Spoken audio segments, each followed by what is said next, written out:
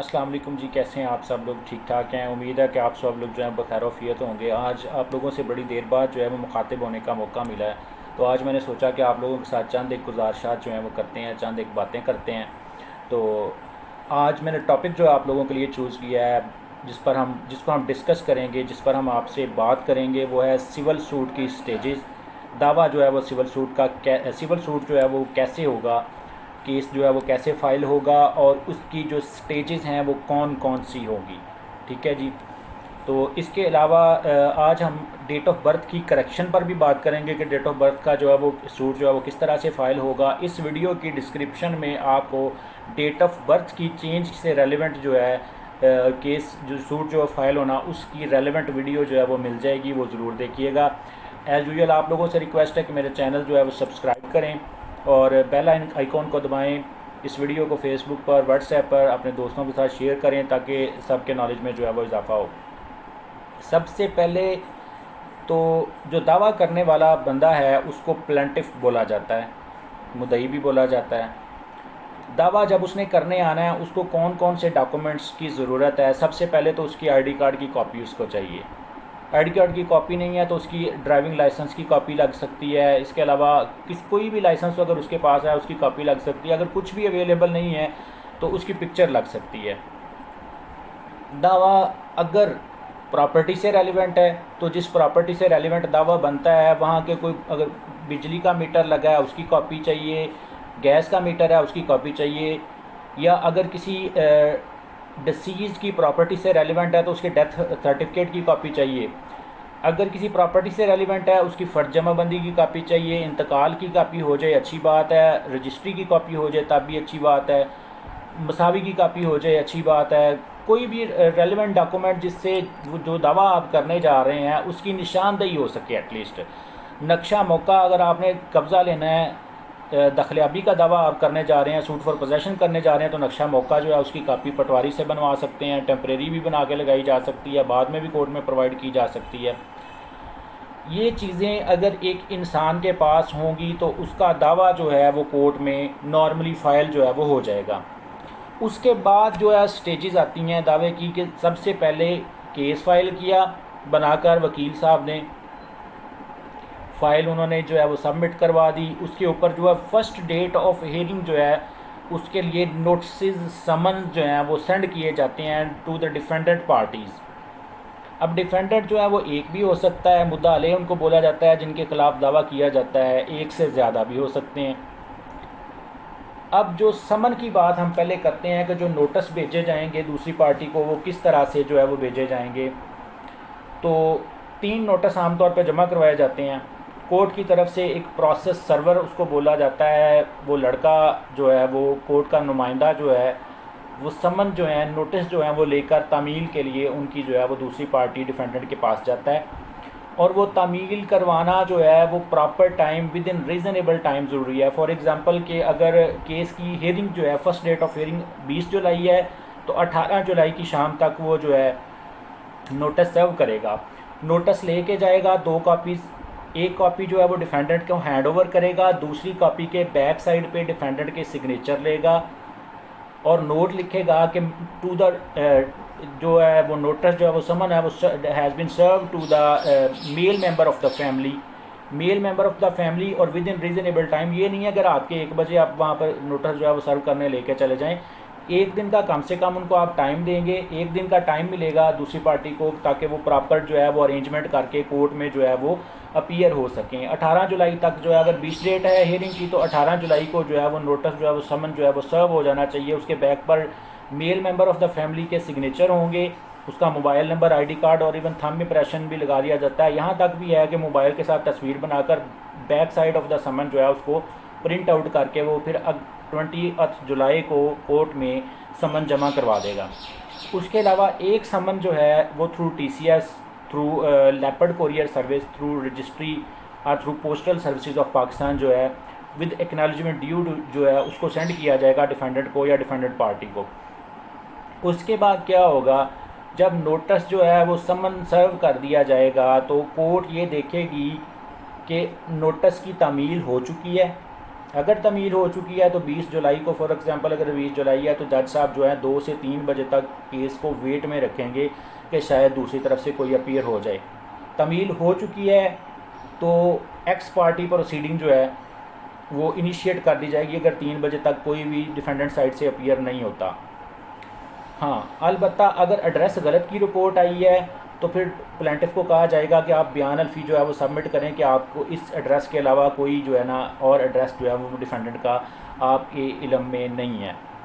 अगर नोटिस जो है उसके ऊपर कोई रूपोशी की रिपोर्ट है, लेने से इनकारी है या और कोई इस तरह की रिपोर्ट है तो फिर जो है वो एक्स पार्टी प्रोसीडिंग इनिशिएट करने से पहले जो है डिफेंडेंट का एक जो है लोकल न्यूज़पेपर में, अगर तो वो डिफेंडेंट लोकल रहायशी है उस सिटी का, तो फिर एक ऐड जो है वो अखबार जो है वो दे दिया जाएगा लोकल न्यूज़पेपर में। अगर डिफेंडेंट किसी और ज़िले का रहायशी है तो वो जो है फिर जो नेशनल लेवल का न्यूज़पेपर है, जिस तरह बहुत सारे नेशनल लेवल के न्यूज़पेपर जहाँ आप बड़ी अच्छी तरह जानते हैं, एक्सप्रेस है, दुनिया है, इसके अलावा नवाए वक्त है, उनमें जो है वो एक उसकी जो है वो एडवर्टीज़मेंट जारी कर दी जाएगी कि फ़लाँ बंदा इसकी तमील जो है वो नोटिस से नहीं हो सकी, अखबार में इश्तिहार दिया जा रहा है, इस डेट को इतने बजे इस अदालत में हाज़िर हो, अदरवाइज़ इसके अगेंस्ट जो है वो जो एक्स पार्टी प्रोसीडिंग जो है वो इनिशिएट कर दी जाएगी।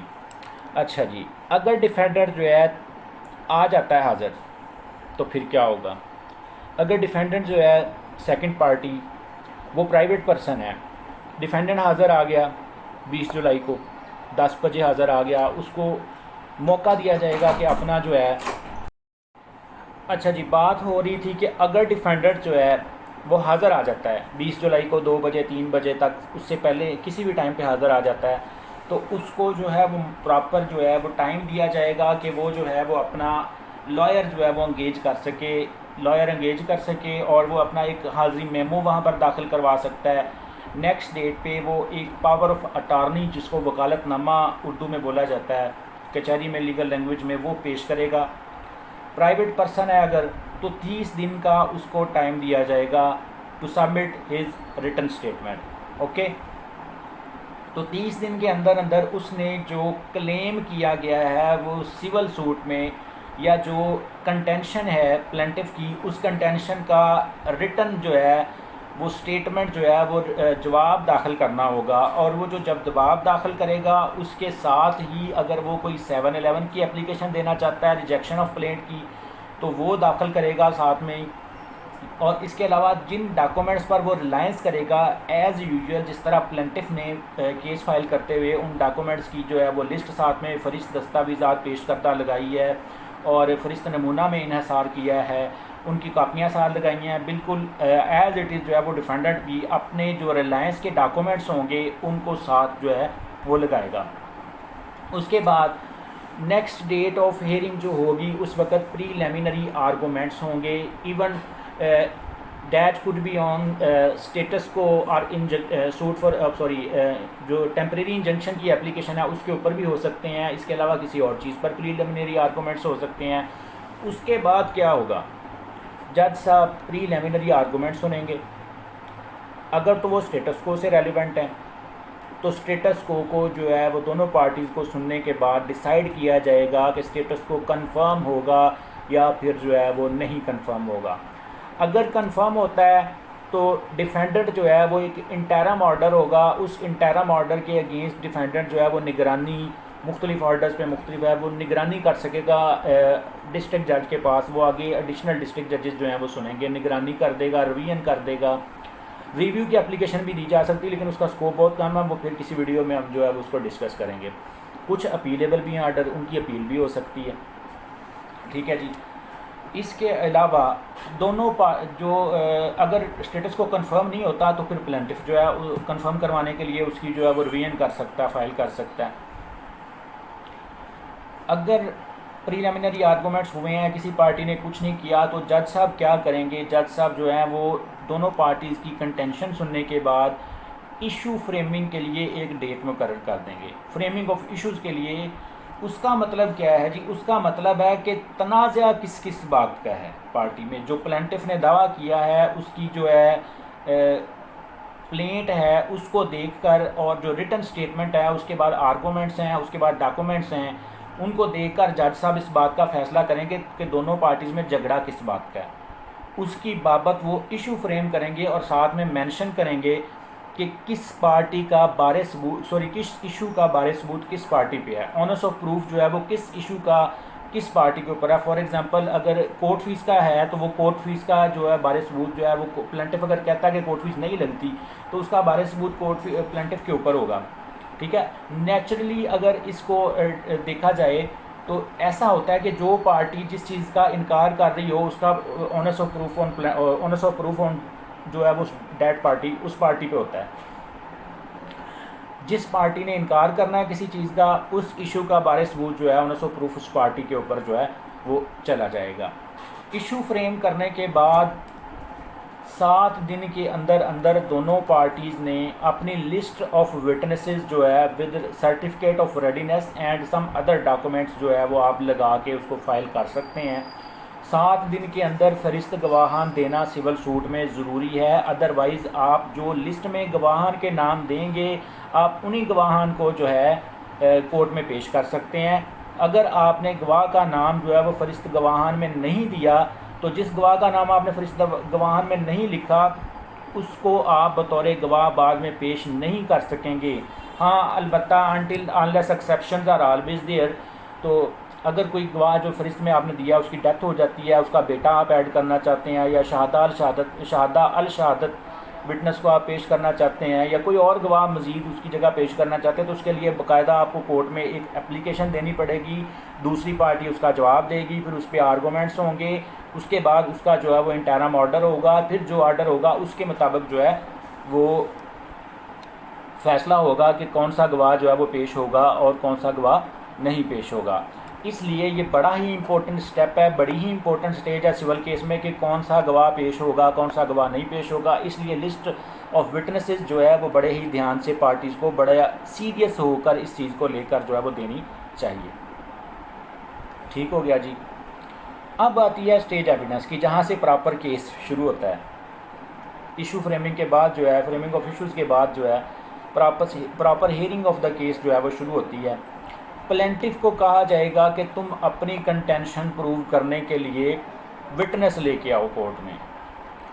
अगर तो मैटर जो है that is related to financial transaction future obligations तो फिर प्लेंटिफ के लिए ज़रूरी है, या कोई डॉक्यूमेंट है उससे रेलिवेंट मैटर है तो उसके लिए प्लेंटिफ के लिए ज़रूरी है कि प्लेंटिफ का स्टेटमेंट हो बतौर गवाह, उसके अलावा 2 विटनेसेस हों। अगर matter future transaction future obligation या फाइनेंशियल ट्रांजैक्शन का नहीं है तो फिर 2 गवाह भी हो सकते हैं, एक प्लेंटिफ एक विटनेस, लेकिन ज़्यादा बेटर है कि मिनिमम 2 विटनेस और एक जो है वो प्लेंटिफ का स्टेटमेंट हो। ऐसी कोई बात नहीं कानून में कोई गुंजाइश, कुछ लोग आते हैं वो कहते हैं जी हम पूरी गली हमारी गवाह है, पूरा मोहल्ला हमारा गवाह है। आप जितने ज़्यादा गवाह करवाएंगे जब क्रॉस एग्जामिनेशन होगी उतना ज़्यादा आपको नुकसान होगा, कंट्राडिक्शन ज़्यादा आएंगी। इसलिए कोशिश करें कि 2 गवाह जो पक्के हैं, वाजिब टक्कर के क्रिमिनल लैंग्वेज में बोला जाता है कि जो मौके के गवाह हैं 2 उनको करवा दें जो सही जानते हैं चीज़ों को, साथ में एक प्लेंटिफ का स्टेटमेंट जो है वो काफ़ी है। उसके बाद आमतौर पे सिविल सूट में एक पार्टी को जो है वो बेनिफिट मिल रहा होता है, एक पार्टी का प्रॉपर्टी पे कब्ज़ा होता है। जिस पार्टी का प्रॉपर्टी पे कब्ज़ा होता है उस पार्टी को उसने डिलेइंग टैक्टिक्स इस्तेमाल करने होते हैं। वो जितने डिलेइंग टैक्टिक्स इस्तेमाल करते हैं केस जो है वो सूट जो है वो उतना ही ज़्यादा जो है वो लंबा होता जाता है। वो जितना लंबा होता है वो उतना पोजेशन को एंजॉय करते हैं और उससे क्या होता है उनको बेनिफिट ही बेनिफिट जो है वो मिलता रहता है। तो दूसरी पार्टी जो है वो डिलेइंग टैक्टिक्स को इस्तेमाल करते हुए क्रॉस एग्जामिनेशन को डिले करती जाएगी, थोड़ा थोड़ा डिले करती जाएगी। आमतौर पर 5 से 6 मौके देने के बाद क्रॉस एग्जामिनेशन का राइट जो है वो क्लोज़ भी कर दिया जाता है, फिर उस पर अपील होती है, फिर वो वापस आता है, विद फाइन होता है। इस तरह की स्टेजेस भी सिविल सूट में आती हैं। इसके अलावा मुतफर्रक एप्लीकेशन हैं, किसी भी चीज़ की मौका को विज़िट करने की एप्लीकेशन दे देना, रिकॉर्ड तलबी की एप्लीकेशन दे देना, कानूगो को तलब करना, पटवारी को तलब करना, तहसीलदार को तलब करना, उनका रिकॉर्ड तलब करना, रजिस्ट्री का रिकॉर्ड तलब करना, सब रजिस्ट्रार से रिकॉर्ड तलब करना, यूनियन काउंसिल से रिकॉर्ड तलब करना, नादरा से रिकॉर्ड तलब करना, किसी चीज़ का कोई फोरेंसिक टेस्ट करवाना, सिग्नेचर का फोरेंसिक टेस्ट करवाना, इन चीज़ों की मुतहर्रक एप्लीकेशन जो हैं सिविल सूट्स में आती ही रहती हैं। और that is a good delaying tactic to delay the civil suit. तो एक अच्छा वकील जानता होता है कि मैंने किस तरह की एप्लीकेशन किस स्टेज पे देनी है जिससे डिले होगा। ठीक है जी। क्रॉस एग्जामिनेशन होगी प्लेंटिफ की। उसके बाद प्लेंटिफ का लॉयर जो है वो अपनी डॉक्यूमेंट्री एविडेंस देगा। ओरिजिनल जो है वो अटेस्टेड जमा बंदियाँ जमा जिनका फ़हरिस्त दस्तावेज़ात में और फ़हरिस्त नमूना में जिन चीज़ों पर इन्हिसार किया गया है वो original documents that can be registry of property, original registry, original agreement, original matric असनाद, ओरिजिनल नादरा डॉक्यूमेंट्स, ओरिजिनल निकाहनामा, इस तरह के जितने भी डॉक्यूमेंट्स जिन पे रिलायंस किया जा सकता हो, ओरिजिनल फ़र्ज जमा बंदी, टेस्टेड कॉपी, इंतकाल की टेस्टेड कॉपीज़। इसके अलावा और भी डीड हैं मुख्तलिफ़ तरह की प्रॉपर्टीज़ की, कोई FDA से रेलिवेंट प्रॉपर्टीज़ हैं, कोई URO से रेलिवेंट प्रॉपर्टीज़ हैं। इसके अलावा अर्बन रिहेबिलिटेशन डिपार्टमेंट की प्रॉपर्टीज़ हैं। RL2 का एक फॉर्म होता था, उससे रेलिवेंट कोई भी चीज़ है, तो वो सारी चीज़ें जो हैं वो डॉक्यूमेंट्री एविडेंस में वकील साहब जो हैं वो कोर्ट में सबमिट करवाएंगे। ठीक हो गया जी। जब प्लेंटिफ की एविडेंस कंप्लीट हो जाएगी, उसके बाद प्लेंटिफ की एविडेंस कंप्लीट हो जाएगी, फिर डिफेंडेंट को मौका दिया जाएगा कि वो एविडेंस अपनी लेके आए। फिर उसने जो फ़हरिस्त अदालत में दी होगी उसी फ़हरिस्त के मुताबिक वो अपनी एविडेंस दे सकेगा। जिन विटनेसेस के नाम उसने फ़हरिस्त में दाखिल किए होंगे उन्हीं विटनेसेस की वो एविडेंस करवा सकेगा। फिर दूसरी पार्टी प्लेंटिफ उस पर जो है वो क्रॉस एग्जामिनेशन करेगा। प्लेंटिफ की क्रॉस एग्जामिनेशन के बाद प्लेंटिफ की क्रॉस एग्जामिनेशन होगी। इसके बाद फिर जो है वो डिफेंडेंट की एविडेंस होगी। 3 से 4 गवाह हैं और कोशिश ये करनी चाहिए कि हमेशा विटनेसेस जो हैं वो दूसरी पार्टी इतराज़ करती है, दूसरी पार्टी का वकील भी पास खड़ा हो सकता है, जूनियर खड़े हो जाते हैं, तो सम टाइम जो है वो कोर्ट्स में क्लर्क भी जो है वो एविडेंस लिखना शुरू कर देते हैं। कोशिश ये करें कि हमेशा जज साहब से लिखवाएं। उन्हें कहें जी सर टाइम नहीं है आप जनाब के पास, तो कल पे रख दें, परसों पे रख दें, नेक्स्ट डेट दे दें। अच्छा जी। फिर जो है एविडेंस डिफेंडेंट की रिकॉर्ड होगी। फिर दूसरा लॉयर टाइम गेन करेगा कि मैंने तैयारी करनी है क्रॉस एग्जामिनेशन के लिए, क्रॉस एग्जामिनेशन की तैयारी करेगा नेक्स्ट डेट पर। और हमेशा जो है डिफेंस काउंसिल हो या प्लेंटिफ काउंसिल हो, उनको कोशिश यही करनी चाहिए कि जब पूरा सेट हो विटनेसेस का तब क्रॉस एग्जामिनेशन करें। अदरवाइज़ क्रॉस एग्जामिनेशन आपकी जो है वो डिस्क्लोज़ हो जाएगी, उसका कोई जो है वो फिर बाद में फ़ायदा नहीं होगा। एक दूसरे को गवाह बता देते हैं। और यही भी कोशिश करें कि आउटसाइड द कोर्ट जो है वो जिस पार्टी के गवाहन पर क्रॉस एग्जामिनेशन हो रही है उनका क्लर्क या उनका लॉयर या उनका कोई जूनियर लॉयर जो है वो बाहर गवाहन के साथ कोई कांटेक्ट में ना हो। और जो गवाहन की जो पार्टी से रेलिवेंट बंदे हैं और कोई अगर साथ भी आया तो वो अगर एक गवाह पर क्रॉस एग्जामिनेशन हो रही है तो वो भी अंदर मौजूद वहाँ पर ना हो, ये बहुत ज़रूरी है। उसके अलावा डिफेंडेंट जो है फिर डॉक्यूमेंट जब क्रॉस एग्जामिनेशन हो जाएगी फिर डिफेंडेंट का लॉयर जो है वो अपनी डॉक्यूमेंट्री एविडेंस देगा। जिस तरह मैंने एज यूजुअल आपको बताया कि प्लेंटिफ की डॉक्यूमेंट्री एविडेंस क्या है, ऑलमोस्ट उसी तरह के जो है वो डॉक्यूमेंट होंगे जो डिफेंडेंट जो है या डिफेंडेंट का काउंसिल जो है उस वक्त जो है पेश करेगा। फिर अपनी जो है वो विद सिग्नेचर जो है वो कोर्ट सिग्नेचर लेती वकील साहब के कि जी आपने अपनी जो है ओरल और जो है डॉक्यूमेंट्री एविडेंस जो है वो आपने क्लोज़ करवा दी है। और उसके बाद आमतौर पर अच्छा वकील जो सिविल का वो साथ ये भी लिखवा देता है सम टाइम कि जी मैं ज़ुबानी और दस्तावेज़ी शहादत ख़त्म करता हूँ, अलबत्ता तरदीदी शहादत का हक़ महफूज रखता हूँ। उसके बाद उसके ऊपर कभी बात करेंगे। लेक्चर ऑलरेडी बहुत लंबा हो रहा है। अच्छा, सम टाइम ऐसा होता है कि कोई ना कोई डॉक्यूमेंट जो है उस वक्त आपके पास मौजूद नहीं था या उस स्टेज के ऊपर आपके पास मौजूद नहीं था जब आप एविडेंस दे रहे थे कोर्ट में, बाद में याद आया, घर पड़ा रह गया, इस तरह का कोई सिलसिला कार हुआ, तो फिर क्या होगा, फिर एडिशनल एविडेंस की एप्लीकेशन दे दी जाएगी विद प्रॉपर रीज़नेबल काज के जी मैं जब फलां एविडेंस करवा रहा था उस वक्त ये डॉक्यूमेंट मिस हो गया या मेरे पास नहीं था या बाद में किसी तरह से इल्म में आई बात। Even at the appellate forum additional district जज साहब के पास या हाई कोर्ट में भी एप्लीकेशन ये दी जा सकती है एडिशनल एविडेंस की। तो फिर जो है वो एडिशनल एविडेंस जो है वो दूसरी तरफ से जवाब आएगा, मुतफरक एप्लीकेशन के तौर पर बहस होगी। उसके बाद दोबारा जो है क्या होगा उसका कि डिसाइड होगा कि वो एप्लीकेशन जो है वो मंजूर होती तो एडिशनल एविडेंस जो है वो दी जा सकती है। ठीक हो गया जी। अच्छा, अगर डिफेंडेंट गवर्नमेंट पार्टी है, गवर्नमेंट का कोई डिपार्टमेंट है, तो उनको रिटर्न स्टेटमेंट जमा करवाने के लिए जो है वो 90 दिन का टाइम जो है वो दिया जाएगा।